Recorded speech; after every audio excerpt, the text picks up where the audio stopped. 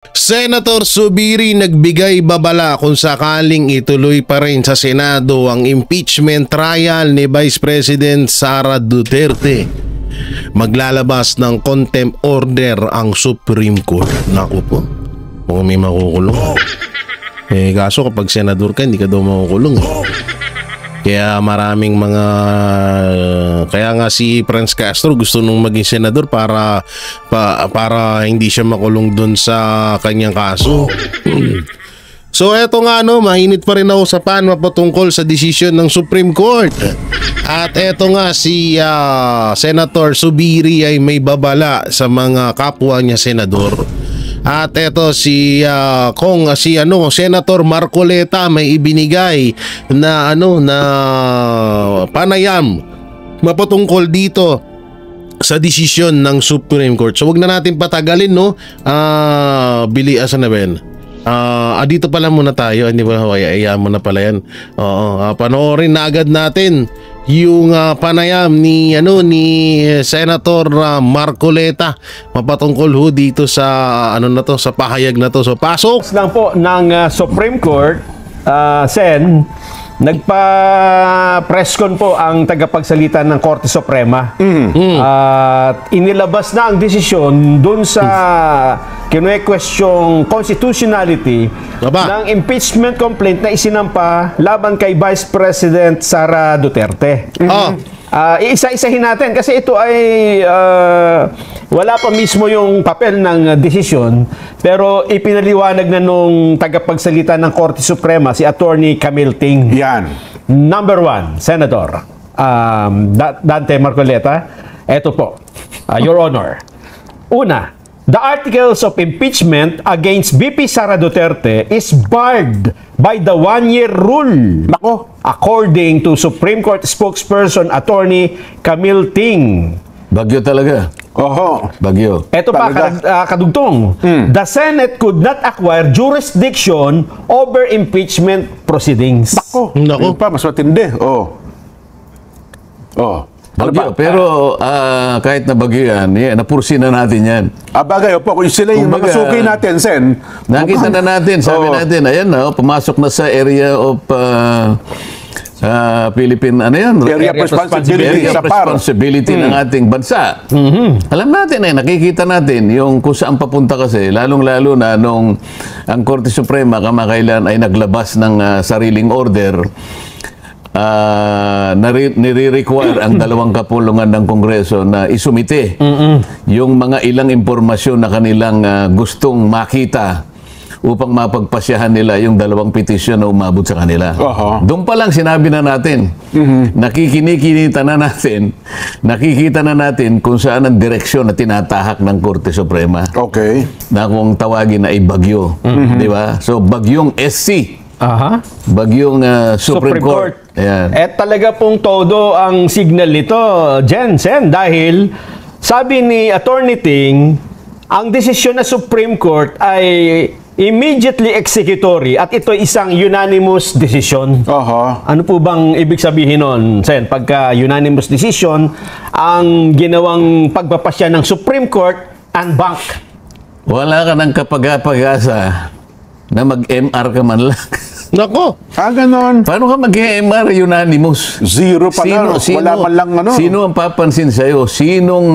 Kahit isang kaluluwa doon sa Supreme Court ang magbibigay sa'yo ng konting panahon na maaaring pagbigyan ka. Sige nga, basahin ko kung ano yung MR mo. Baka sakaling may makita nga ako riyan. Wala Isinara na po ang lahat ng mga pagkakataon para ikaw man lang ay humingi ng motion for reconsideration. Tsaka immediately executory. Wala nang MR yan. Wala nang appeal yan. Yun pala yung immediately. Walang forthwith. Kundi agad-agad. Dapat ipagtupad pala yan. Ang liwanag naman kasi kagaya na binabanggit natin doon sa una pa lang na mga pagtalakay natin dyan, wala talagang, alam mo, ito maaring magdamdam yung ibang makakarinig, lalong-lalo na yung mga kasamahan ko sa House of Representatives dati. Opo. Pero pwede nating ipaghalimbawa yan sa nagsaing ng kanin dyan. Okay. Nagluto.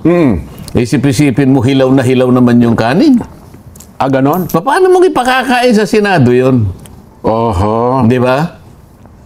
Hindi ka makakakain kung yung kanin ay hilaw na hilaw din. Halos halos bigas pa makakain mo ba yun? Ang gusto ko kasi pikit mata yung kakainin Hindi, kaya nga sinabi ko na sa iyo nun. Kung matutuloy, sinasabi ko nga Ang totoo niyan, yung unang 3 impeachment complaints, hindi lang hilaw panis Bakit ka mo? Ganun ba? Kailangan mo yung pinatagal. Oo nga, nabinbin Kapag Hindi lang panis, bulok. Hindi lang panis, bulok pa. Lang mo yung araw ng pagkakabinbin dyan, hindi siya bababa sa 20 araw. Oho. Subukan mo ang isang Sinaing. ang isang niluto Opo. ay itago mo, hindi sa refrigerator. Ilagay mo lang dyan sa cabinet, pero hindi refrigerator.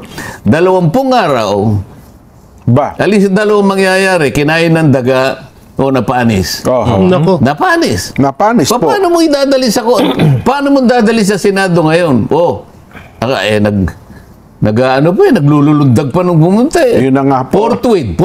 Opo. Isip-isipin mo. Ayan, nakita tuloy ng Korte Suprema. Unconstitutional Aha. Isipin mo, yung 3, hindi nila isinalang. Nilagay sa cabinet, napanis, o pagkatapos, gagawa ng pangalawa raw at diniretso sa Senado. Aha. O sabi ng Korte Suprema, that's in violation of the 1-year rule ban. Hindi po pwede yun. Dapat kung ikaw, dapat yung pang-apat, kasi ituturing mong pangalawa ito Opo. Yung pang-apat halos naging pangalawa lang dahil yung unang 3, isa lang yun pinatay. Oho. Ngayon, kung gusto mo mag-file ka sa February 5 o February 6, 2026. Kasi Tama. pang isang taon. Isang taon hindi ang ginawa mo, pinatay mo yung unang 3 pagkatapos nung pumitada yung Pebrero 2025, Opo. bigla mong tinransmit sa Senate. Tama. So nahalata tuloy. Nabisto tuloy, no? Para Basahin mo. makumpleta ko na yung detalye Sige. at magkaroon tayo ng buong konteksto. Ang sabi pa ni Ting, bukod sa unanimous decision, ang inilabas na pagpapasyang ito, Ting said the first 3 complaints were deemed terminated or dismissed and no other impeachment complaint may be entertained before February 6, 2026. Nakita mo. Aha. The High Tribunal's ruling does not bar the refiling of the complaints after a year or in February 2026. Ting said that apart from 1-year ban, the Supreme Court and Bank also found the impeachment complaint against VP Sara Duterte to be violative of her right to due process as enshrined in the Bill of Rights of the Constitution. At dahil po ito ay running story to Jen, may mga lumalabas pang mga detalye. Meron pala siyang keynote Sen na mga parte ng desisyon. Ito ang isa. Ting quoting a portion of the Supreme Court and Bank's unanimous decision declaring the impeachment complaint versus VP Sara Duterte unconstitutional. Ito yung quote. Our fundamental law is clear. The end does not justify the means. Ito pa po yung isang quote. There is a right way to do the right things at the right time. This is what the rule of just law means. This is what the fairness or due process of law means even for impeachment. Yun. Tama naman yun Alam mo kung saan kinuha yan kahit di pa natin nababasa yung kabuuan ng desisyon ng Korte Suprema. Nakalagay sa mismong tuntunin ng Rules of Procedure in Impeachment Proceedings sa House of Representatives. Lahat ng impeachment complaints na ipapile, maging ito ay galing sa pribadong tao o kaya mismo na sa mga miyembro ng House of Representatives o kaya ito'y pinirmahan ng hindi bababa sa 1/3 ng lahat ng miyembro ng House of Representatives, kinakailangan i-refer mo sa Committee on Justice. Yun ang tuntunin. O isip-isipin mo, umabot lamang doon sa tinatawag nilang 10 session day. Hindi totoo yun, Jen, Nelson. Sa totoo lang, kapag ako talagang nakahanda tayo, sinasabi ko naman sa inyo, Ito kung na. yan ay natuloy halimbawa na pag-usapan sa Senado, Nako po. unang-unang pagkakamali nila, Jen, Opo. yung unang complaint, Para kaya pala ang daming natatakot kay Marcoleta eh. Hindi sa totoo lang, ang daming natatakot kay Marcoleta ng mga politiko. No, pag kasi tawag nga may pagka-stricto din kasi talaga 'to eh. ay i-final at in-endorse at ito'y tinanggap ng opisina ng Secretary General December 2. Tandaan nyo, Okay, December 2. December 2, 2024. Opo. Ang December 2 ay araw ng Lunes. First session day. Opo. Pero sa numero ng session, ito ay session number 26. December 2. Ngayon, yung unang complaint na yon ay na-file nung isang grupo alas 4:30 ng hapon, December 2. Okay. Ngayon, ano ang hinahanap sa tuntunin sa House of Representatives? Kapag kayo na itinanggap mo, immediately i-refer mo sa Office of the Speaker. Ayun. Okay. Aha. So, palagay ko walang nangyaring pagre-repair. Kasi kung talagang immediately, wala naman sinasabi ng paraan pagka i-repair mo. Pwede mong i-text si speaker. Pwede mo siyang tawagan. Pwede mo siyang puntahan na personal. Kasi ito bigla na lang dumating. December 2. Tapos 4:30, tinanggap ng opisina. Aha. Nelson, kung ikaw ang Secretary General, babasahin mo lang ba yan, tapos ilalagay mo sa opisina mo o tatawagan mo kaagad ang speaker? Siyempre, dapat tawagan nila ng speaker. Aba, Oo, kasi siya yung mag-ano dyan eh. impeachment ito eh. Opo. Ito ay isang paraan para tanggalin mo ang pangalawang pinakamataas na opisyal ng ating bansa. Pagkatapos, nakita mong ganyan, hindi mo man lang tatawagan ng pansin ang speaker, yun ang referral. Ayun. Alam mo kaagad sa kanya. Yun ang inihingi. Sabi niya, And ang tanong dyan na Senator Marcoleta, baka sinabi rin yan tapos parang ipinawalang bahala ng speaker. Kasi nga medyo mahina yan, wag muna yan. Doon tayo sa pangapat. immediately. Bakit wala sa order of business? Sasabihin nila, hindi po namin kagad nailagay dyan kasi po yung order of business po ginagawa namin ng maaga.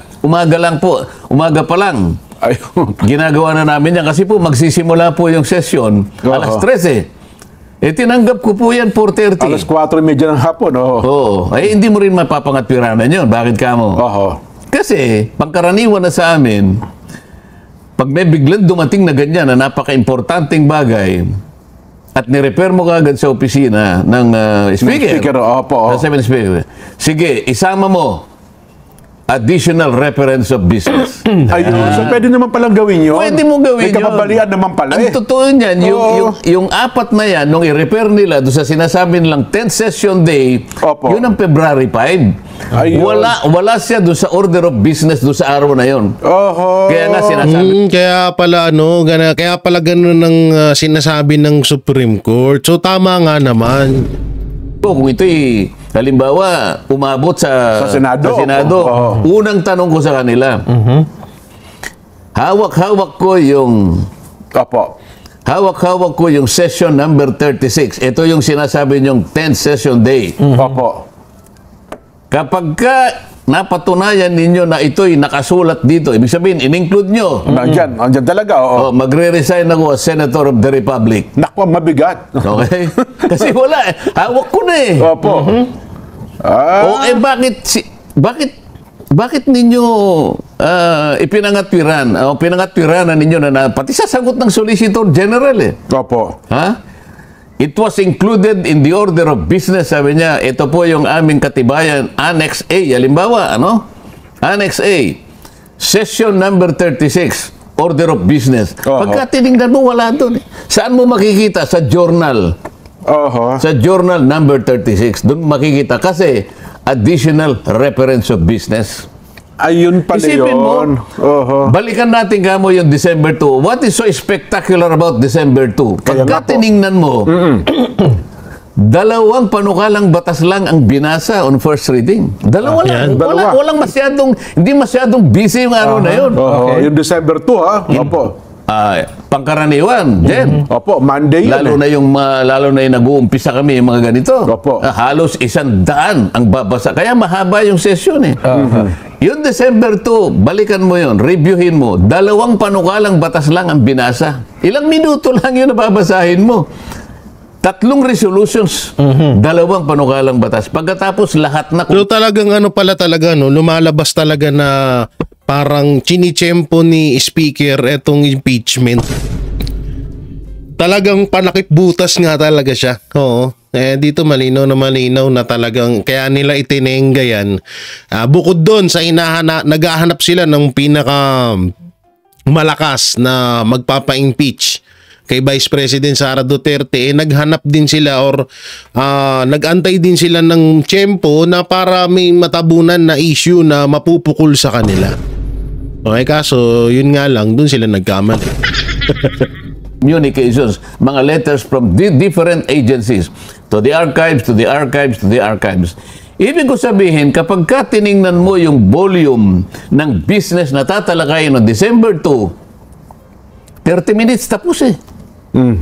Bakit hindi nyo sinama na additional reference of business yung impeachment na tinanggap nyo at 4:30 samantalang yun ay isang napaka-importanting bagay. Yun, tama. Doon pa lang. O pagkatapos sumagot yung Solicitor General. Inamin ba naman niya yung 3 kanyang ganon at saka yung pang-4 ay isinama namin sa order of business na pag tinignan mo wala.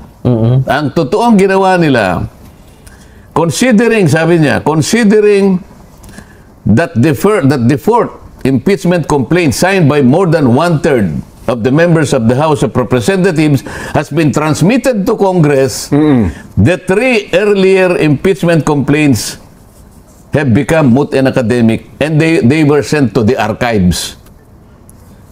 Alam mo ibig sabihin no? Pinatay po namin. Pinatay nyo. Kaya nilagay sa sabi archive. ng Korte Suprema, pinatay ninyo, ibig sabihin, yung pangalawa, hindi na pwede. You violated the 1-year ban rule. Ayun. Simple. So yun pala yung binabanggit ng Korte Suprema na nalabag yung 1-year ban rule. So bakit hindi yun ine-explain ng iba dyan? Yung mga nag-iiyakan dyan, i-explain nyo naman tong katulad. Buti na lang talaga nandito si Senator Marcoleta.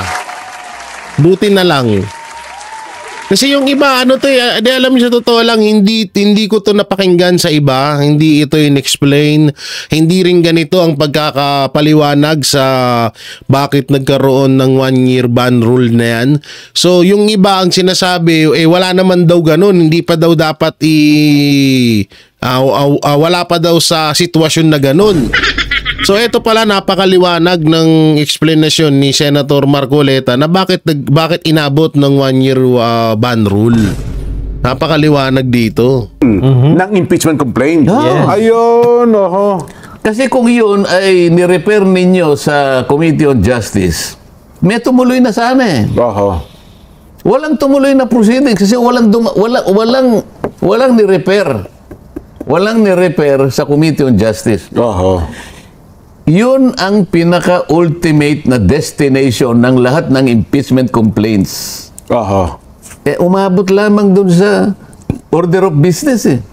Pagkatapos in archives, nasaan ang pumunta sa Committee on Justice? Wala, kahit isa. Oho. Yun pala yun. Wala. Unconstitutional. Bakit? Opo. Yung dalawang requirements doon, yung i-include mo sa order of business, nakasulat sa Constitution eh. Pagkatapos, in 3 session days thereafter, sabi niya, kapag lumabas nga sa order of business, i-repair mo naman sa Committee on Justice. Hindi nangyari yun. Yung 4, hindi dumating sa Committee on Justice. Wala sa rules yun eh. Bakit dinala mo sa archives, hindi doon sa Committee on Justice? Tama. Kaya pala unanimous yung desisyon ng Supreme Court. Nasaan, ano, ha? Mukhang hindi nahirapan. Mukhang walang pumanig ni isa man, ni wala pang dissenting opinion. Kaso paano nga naman kasi papanig, kitang-kita na nila yung pagkakamali. Diba? Tsaka kahihiyan yan, kahihiyan kasi yan sa Supreme Court na may nilabag na batas ang Congress, ang Kamara, ang House of Representatives, tapos sasangayunan nila. Hindi, ano isipin ng taong bayan nun? Kaya okay na din to, no? Okay na din to na talagang ganito yung naging desisyon ng Supreme Court. Talagang dapat naman talaga ito yung magiging desisyon ng Supreme Court na talagang dito sa desisyon nila sa impeachment kay Vice President Sara Duterte. Kaso buti na lang din talaga may Senator Marcoleta na explain sa atin ng maayos na ganito yung nangyari. Di alam niyo kung ba't naniniwala ako kay Senator Marcoleta, galing kasing Congress to. At naabutan niya pa yun pag yan ang pagkakatanda ko naabutan niya pa yung kaganapan sa impeachment na yan. Buti na lang talaga merong ito kasi ang dami ko na hong pinanood ng mga lalong-lalo na yung mga tutol sa desisyon ng Supreme Court at doon sa medyo parang tumatawid sa dalawang ilog. Pinanood ko rin, pinakinggan ko, pero walang ganitong explanation. Si Senator Marcoleta lang talaga meron. Hindi, pagka unanimous, ibig sabihin Unanimous lahat. Talagang, ganun pala, no? Wala. Ganun ka grabe.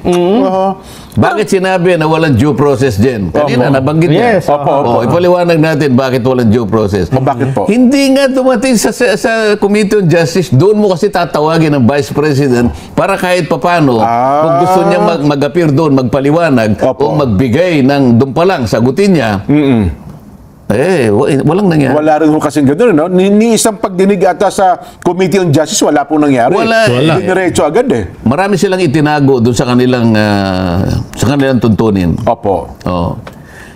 Kung babasahin nila Section 2 nung kanilang Rules of Procedure in Impeachment Proceedings, Section number 2, Opo. Initiation and Mode of Filings. Ang halimbawa gano'n, Initiation of Impeachment Proceedings. Dalawang bagay lang, ipa-file mo and then referral to the Committee on Justice. Dalawa ang stages yan. I-file mo and then refer to the Committee on Justice. File and refer. Lahat. Walang exempted doon. Kahit na ito'y galing sa private individual, galing sa member ng Congress, o kaya pinirmahan ng 1/3 o higit pa. Lahat ng ito nakalagay sa Section 2, i-refer mo sa Committee on Justice. Committee on Justice, ayun. Yung port complaint dumating, hindi tin-transmit ka agad. Opo, dinala agad sa Senado Yun ang Agad sa madaling salita, lumaktaw or kaya nirekta. wala nang kasi dapat ang mangyayari diyan, parang yan paano ba natin ni-explain ng mas mababang parang nasa utak ko na kanina na wala pa hype na yan. Parang bumibili ka ng grocery. Wow. Dapat idadaan mo pa sa counter yun para ma-punch yung mga binili mo. Pero ang ginawa mo, inuwi mo na agad. Jay, babaw naman ng mo. Pilipino, para maintindihan nga ni agad. ilang pag-aakala na kapag ka 1/3, ita-transmit mo. Samantalang kung basahin niya uli doon, ang sinabi lang, pagka 1/3 o higit pa, yung pagta-transmit doon, gayahin mo kanya yung approval ng isang bill. Yun lang naman ang sinasabi. Yung kung paano mo ita-transmit. Pero walang sinasabi na hindi mo muna i-refer sa Committee on Justice. Ayun pala. Ngayon ko naunawaan, Nelson, dyan. Kaya pala pinagmisa yan. Patay na. Kaya Tarantado din to gago din to kaya pala pinagmisa yan. Ayun nga, hindi siya totoo lang yan. Nakakatawang pakinggan pero totoo. Kaya nga talaga. Kasi pinagdasal nila kasi sabi nila, tanga na may ginawa tayong mali dun Imbis na idaan muna natin sa justice, ano ba yun? Nakalimutan ko. Imbis na idaan muna natin dun, inilaktaw agad natin. Oo, hindi muna natin idinaan doon para mabasa at malaman niya ang laman ng impeachment na yun. Gago rito. Ngayon ko lang na-realize. Hindi ba sinasabi na natin yun eh. nga. Nakita ko na yun eh. Nagmisa sila. Yan na. At ibinaon na nila. Patay eh. Patay eh. Pa-simple ka din na Senator Marcoleta. Pangganyito. Ito pa yung isang maliwanag. Doon sa pangangatwira ng Solicitor General, Yung Solicitor General pala ang tawag dun. No? puka niyang mga nag-file at nag-endorse ng mga naunang complaints. Halos 7 yun dyan eh. Yung unang complaint, isang nag-endorse. Tama po. Parang Percival, whatever. Opo, yung representante ng ano. Yung pangalawa, 3 eh. Nandun sila Arlene Brosa, sila yung ano. Oh, di yung yung mga makakaliwa. Yung the three idiot. Teacher ata yan. Tapos meron na namang parang 2 na naman yon. Opo. Tapos yung isa si Congressman Bordado. O yan, Basta Bicol. 7 lahat yon. Ang sabi nung Solicitor General, yung nag-endorse nung 3 complaints. Naunang 3 complaints. Nag-endorse din sila, pumirma din sila. Doon sa pang-apat. Ang tanong, Mali yun. so bago nyo tinransmit sa Senate noong February 5, 2025, Opo. itong 7 na nag-endorse nung unang complaint, Okay. na nag-endorse din nung pangalawa, At ibig pangatlo, sabihin, 2 complaints ang in-endorse. Tama o hindi? Tama, oh. Hindi violation talaga. Dapat isa Isa lang lang. talaga eh. Yun, diba? Oo, tama nga. Kasi dapat isa lang talaga ang isulong nila, hindi pwede yung 2. So tanga nga kasi sila. Isang ano. So, nagpasilo sila sa sarili nilang inamin ng Solicitor General. Ito po kanya, pinakita pa yung pirma dun sa... Oo, nga, biglaan nga to. Hindi, talagang biglaan nga. Siguro kaya nagkaganito, nagkaleche-leche. Biglaan tong ginawa nilang impeachment na to para matabunan yung issue sa issue sa BICAM report noon. Oo nga, kaya pala. Picture page nung pang-apat, ayan po kanya. Ayan po kanya. Ginawang exhibit pa eh. O, di ibig sabihin, kung ako ang Korte Suprema, di malinaw yun. Malinaw na. In-endorse mo rito. Yung una. In-endorse mo dito. Di kayong 7 kanya na endorser, bago pa dumating sa Senate, kasi pinirman eh. Opo. Maliwanag na kayo. 2 beses nag-endorse ng impeachment complaint. Paano kayo mag-endorse ng 2 within 1 year? Hindi pwede. Hindi, halimbawa ito katulad niyan, 'di ba? Nag-ano din ng impeachment si Duterte Party List ano bang pangalan nun? Basta 'yon. Sang ng impeachment kay Bongbong Marcos, 'di ba? Kung matatandaan nyo. So ganun din mangyayari din. Iisa lang kung sakaling 2 din ang gawin or sabihin na nating 4. No, so ganun din ang mangyayari. Babaliwalain din ng Supreme Court yan kasi nga mali din. So parang baliktarin lang natin, no? Kasi may impeachment din kay Bongbong Marcos eh. Kaso nga ang masaklap hindi daw ata pinansin ng Solicitor General 'yon. Hindi ko alam kung bakit hindi pinapansin. So ganun din mangyayari. So talagang may mali naman talaga. Dapat isa lang pala. Yung ang alam ko, sa hearing yung sa Senado, dapat ibubulgar itong mga ito, no? Oo, pero nandyan eh. Nandiyan na. Nasabi mo na sin eh. Decision na ng Supreme Court. Ang totoo niyan, bago sana mapunta dyan,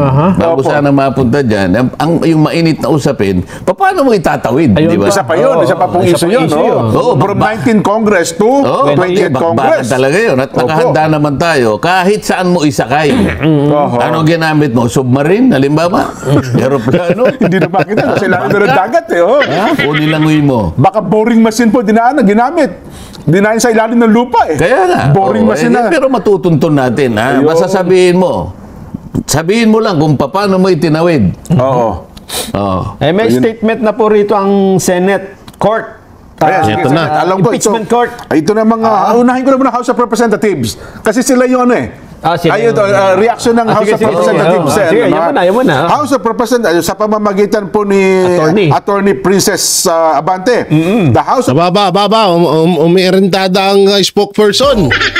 Okay, ano sinabi? Has yet to officially receive a copy of the Supreme Court's decision. We will review it with the utmost respect once furnished. That said, we undergo the following. We respect the Supreme Court, but our constitutional duty to uphold truth and accountability does not end here. Ang desisyon ng Korte Suprema ay igagalang, ngunit kailanman ay hindi ito magiging dahilan upang kami ay tumigil sa pagtupad ng aming tungkulin. The impeachment process is not just a legal mechanism, it is a vital democratic safeguard under Article 11, Section 3 of the Constitution. The exclusive power to initiate impeachment rests solely with the House of Representatives. This was firmly established in Francisco B.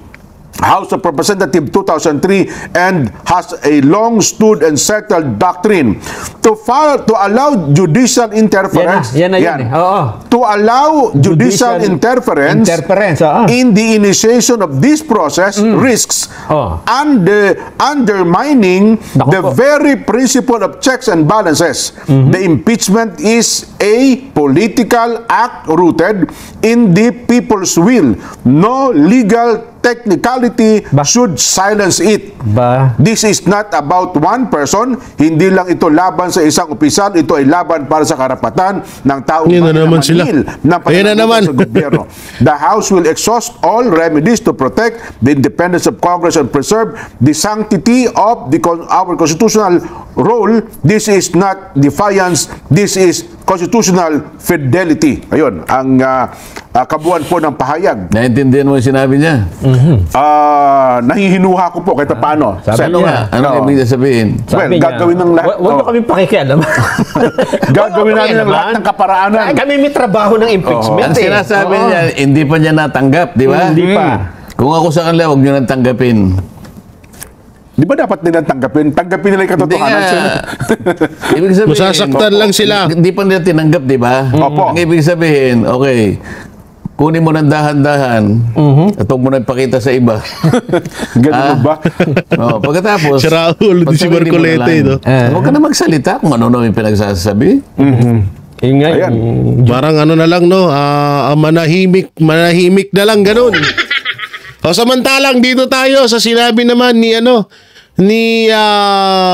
Senator Zubiri. Ito nga, may rito, contempt order maaaring ilabas ng Supreme Court kung itutuloy ang impeachment. So sa kanino ba ipapataw etong contempt order na to ng Supreme Court kung sakaling ituloy yan? So panoorin natin. Katumbas ng pagguho ng tunay na prinsipyo ng judicial review ang pagwawalang bahala sa desisyon ng Korte Suprema. Ito ang binigyang diin ni Senador Juan Miguel Zubiri sa gitna ng usapin ng pagpapatuloy ng impeachment trial ni Vice President Sara Duterte. Sa kabila ito ng inilabas na desisyon ng Supreme Court na unconstitutional o labag sa saligang batas ang isinampang impeachment case sa Vice Presidente. We should not disregard the Supreme Court ruling. Because if we do, we may be courting a contempt order from the Supreme Court and a possible constitutional crisis. Not to mention a very dangerous precedent. If we proceed with the impeachment trial in defiance of a unanimous en banc ruling. Dagdag pa ni Zubiri, ang pagsalungat sa desisyon ng hukuman ay magsasapanganib sa sistema ng check and balances na pundasyon ng demokrasya ng Pilipinas. Whether we agree to the decision or not, the Supreme Court remains as the final arbiter of all constitutional issues. Let me say that again. The Supreme Court remains the final arbiter of all constitutional issues, lest we want to destabilize the framework of our government. We must respect and honor the Supreme Court of the Republic. Sinabi naman ni Senador Erwin Tulfo na hindi niya pa nababasa ng buo ang pasya ng hukuman. Aniya, nirirespeto niya ang ruling ng Supreme Court at interpretasyon nito ng konstitusyonal na hangganan sa impeachment process. Aniya siya ng oportunidad, handa siyang tukdi ng kanyang dakilang tungkulin at hayaang magsalita ang ebidensya. Sa nakababatang Tulfo, aakto siya kasama ang mga kapwa-senador upang panindigan ang mandato sa kanila ng saligang batas ng integridad at pagiging patas. Inaasahan nito na pag-uusapan ito ng mga senador sa Lunes kung susundin ba o babaliwalain ang desisyong ito ng Korte Suprema. Ngunit para kay Senador Francis Kiko Pangilinan, pinigilan anya nito ang kanilang trabaho at mandato sa usapin ng public accountability habang ang Senado at Kamara ay co-equal sa Supreme Court kaya hindi anya ito tama. Ewan ko sa'yo, Kiko. Trabaho, magano ka, yan ka na naman eh. Trabaho, dahil yung pwedeng gawin dyan. No, nasasayang nga oras nyo dyan dahil sa impeachment na yun eh. Sa kabila ng pagtutol ng ilang mga senador, may iba pa na sumang-ayon din ang pagsunod sa kataas-taasang hukuman. Kabilang na dito si Senador Panfilo Ping Lacson na naglabas na rin ng pahayag sa social media kaugnay ng posisyon nito sa SC decision. Dapat anyang respetuhin at sumunod ang Senado sa Supreme Court ruling sa kabila ng mga salungat na opinyon ng ilang legal observers. Partikular na ang interpretasyon ng Korte sa Article 11, Section 3, Paragraph 4 na ang paghahain ng verified complaint ng nasa ikatlong bahagi ng lahat ng miyembro ng House of Representatives ang itatatag na Articles of Impeachment kasunod ng agarang paglilitis ng Senado. Binigyan diin naman si Senator Sherwin Ito na naman yung isang hudas. Talyan na ang kanyang mga aksyon ay laging batay sa patnubay ng konstitusyon. Kinikilala rin nito ang Supreme Court bilang final authority sa pagpapakahulugan ng mga legalidad sa mga naturang paglilitis. Bunsod nito, sinabi ni Senador Win na nagsalita na ang Korte Suprema at nirerespeto nito ang unanimous decision ng Korte na nagdeklara na hindi konstitusyonal ang impeachment complaint ng House. Sinundan din ni Senador Vicente. Ito na naman tayo. Tito Soto III ang nauna nitong pahayag na pag-aaralan din niya ang payo sa kanya ng isang legal luminary na maaring i-disregard ng Senado ang desisyon ng hukuman. Aniya, bagaman hindi ito inaasahan, ay susuko ito sa judicial wisdom ng Supreme Court upang mapanatili ang sistema ng gobyerno na ang Korte Suprema ang natatanging hukom ng konstitusyonalidad ng mga aksyon ng ehekutibo at lehislatibo. May panahon anya na hindi pinakikialaman ng Korte ang isang politikal na kwestiyon kaya ito ay isang complete climate change sa bisperas ng pagbubukas ng 20th Congress. Talagang dyan, no? Ang mangyayari dyan, gulo-gulo talaga, ho. Promise kung sakaling matuloy ang impeachment dyan sa Senado, impeachment trial, gulo-gulo yan. Sabi ko sa inyo, may may magkasuntukan pa dyan eh. Talagang sobrang gulo yan at buti na lang talaga hindi mga supot yung senador natin na kakampi ni Vice President Sara Duterte. Handa ring makipagbasagan ng utak yan dyan sa mga piling matatalinong ibang senador dyan. Ayun yung aasahan natin yan. Siyempre meron tayong Senator Alan Peter Cayetano, Senator Marcoleta, Bato, Bongo, Robin, 'di ba? Kung nakapasok lang si Pastor Kibuloy, yari lalo yung mga yan. Hindi nila kaya utak nun. No? So marami tayong magiging kakampi dyan at talagang alam ko hindi rin nahayaan ng itaas na si BP Sara Duterte ay matalo dito, no? Tsaka alam niya naman kung anong hirap ng Pilipinas ang dinadanas ngayon sa administrasyong Marcos kaya talagang kaya talagang malabong mangyari yan, no? Kaya tuloy lang ang panalangin at syempre pagsuporta sa mga Duterte at patuloy na pagsuporta at mas triplihin pa natin, no? So yung mga banateros, mga kabiyaya, nung may kukomento nyo rito sa mga binitawang salita ni Senator Marcoleta at Senator Zubiri, comment nyo lang sa baba at ating babasahin yan. At syempre pakisama na rin po ang pag-like, share and subscribe sa ating YouTube channel. Pakipindot lagi yung bell button para lagi kayong updated sa ating mga video araw-araw. Pakidamay na rin rin yung join button natin dyan at super thanks. So maraming salamat. Ingat po kayo palagi. God bless and peace and bye-bye. Yan ang Banateros, walang inuurungan. Pag tama palakpakan, pag mali ay babanatan. Yan ang Banateros, boses ng ordinaryong Pilipino. Banateros ay walang makakaawan. Walang inuurungan, Banateros ay tinutulungan.